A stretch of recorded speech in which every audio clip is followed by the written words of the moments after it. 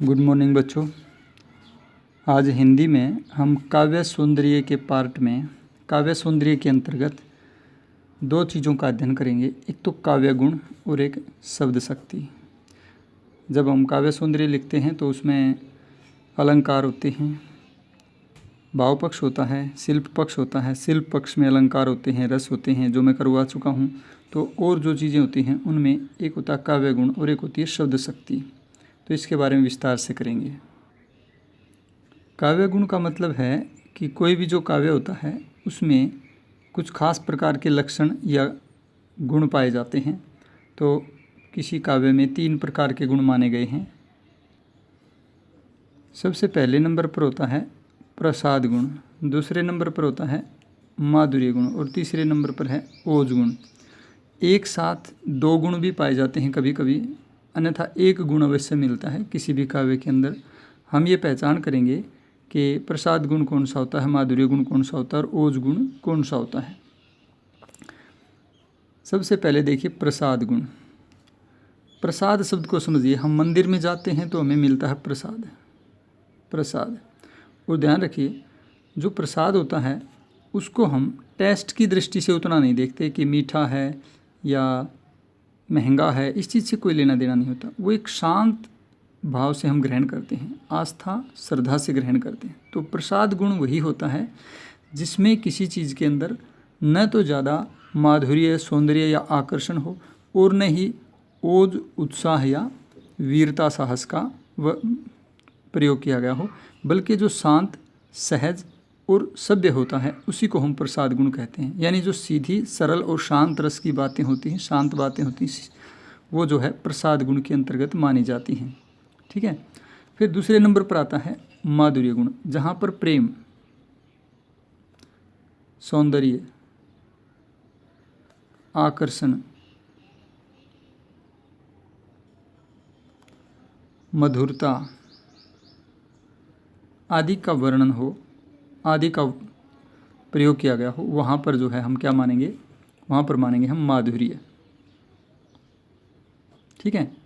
तो समझ में आ गया होगा प्रसाद गुण, उसके बाद माधुर्य गुण। अब है ओज गुण। ओज गुण कहाँ? काव्य के अंदर जहाँ उत्साह, वीरता, साहस, क्रोध, जोश,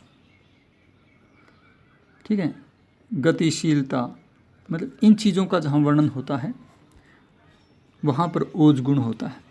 तो माधुर्य गुण और ओज गुण को समझने के बाद प्रसाद गुण को समझना बहुत आसान रहेगा। या तो रचनाएं माधुर्य गुण की होती हैं, जैसे मधुरता भरी बातें, प्रेम भरी बातें, सौंदर्य का वर्णन, आकर्षण की बातें और मधुरता, या तो ये चीज़ें होंगी, या फिर होगा उत्साह, वीरता, साहस, क्रोध, जोश आदि की बातें। अगर ये दोनों ही नहीं हैं फिर बच गया शांत भाव, प्रसाद गुण। तो अन्यथा फिर वो रचना आपकी प्रसाद गुण की होगी, जिसमें सीधी, सरल, सात्विक बातें होंगी, जिसके अंदर न तो ओज होगा न तो माधुर्य होगा। ठीक है। तो वहाँ पर आप प्रसाद गुण मान सकते हो। तो ये 3 गुण होते हैं काव्य के अंदर। ये 3 गुणों में से एक गुण जो निर्धारित हमें दिखाई दे वो लिख सकते हैं। एक साथ कभी कभी 2 गुण भी मिल सकते हैं, तो अधिक गुण मिल जाए तो हम वो भी परिलक्षित करके देख करके बता सकते हैं। ठीक है। इसके बाद आता है शब्द शक्ति, और शब्द शक्ति भी 3 होती हैं। पहले नंबर पर होती है अभिधा शब्द शक्ति, दूसरी है लक्षणा शब्द शक्ति और तीसरी है व्यंजना शब्द शक्ति। इसमें भी सेम उसी तरह है। आप इन 2 को एक यूनिट मान सकते हो, मतलब एक मिलते जुलते लक्षण हैं। पहले इन्हीं को करते हैं हम। लक्षणा के अंदर क्या होता है? प्रतीकात्मकता, यानी परोक्ष के माध्यम से प्रत्यक्ष का वर्णन करना। जैसे मुहावरे होते हैं तो उसमें प्रतीकात्मकता होती है। ठीक है। और व्यंजना के अंदर भी प्रतीकात्मकता होती है, लेकिन वो होती है व्यंग्य प्रधान। तो यहाँ हम लिख सकते हैं व्यंग्य प्रधानता, व्यंग्य प्रधानता जिसके अंदर होगी। यानी काव्य के अंदर जैसे रूपक अलंकार होता है, मुहावरे होते हैं, प्रतीकात्मक जितना भी वर्णन होगा जिसमें एक चीज़ दूसरी के प्रतीक के रूप में आई हो, तो वहाँ पर हम लक्षणा शब्द शक्ति मानते हैं। और व्यंजना शब्द शक्ति क्या होती है, जहाँ पर किसी के ऊपर व्यंग्य किया जाए, वहाँ पर भी क्या होता है, प्रत्यक्ष कोई और है, उसके बारे में कहा कुछ और जाता है, लेकिन यहाँ पर प्रतीकात्मकता सीधी प्रतीकात्मकता नहीं है खाली, बल्कि वो व्यंग्य के उद्देश्य से किसी पर ताना मारना, कटाक्ष करना, इस उद्देश्य से की गई प्रतीकात्मकता है। तो जहाँ व्यंग्य प्रधान रचना है तो उसको हम व्यंजना शब्द शक्ति कहेंगे, और जिस काव्य में प्रतीकात्मकता का प्रयोग किया गया है उसको हम लक्षणा शब्द शक्ति कहेंगे। और जिस बात में सीधी और सरल, बिना घुमा फिरा करके, बिना प्रतीकात्मकता के जो कहना है सो कहना, यानी अब एक उदाहरण देता हूँ मैं।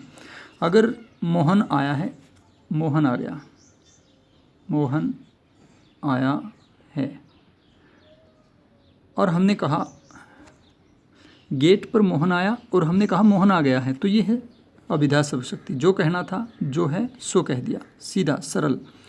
लेकिन मान लीजिए मोहन क्रिकेट खेलता है और बहुत अच्छा क्रिकेट खेलता है, उसके सम्मान में हम कहें लो भाई अपना सचिन आ गया है, या अपना कोहली आ गया है, अपना सहवाग आ गया है, तो हम उसको, ये प्रतीकात्मकता है, यहाँ पर होगी लक्षणा शब्द शक्ति।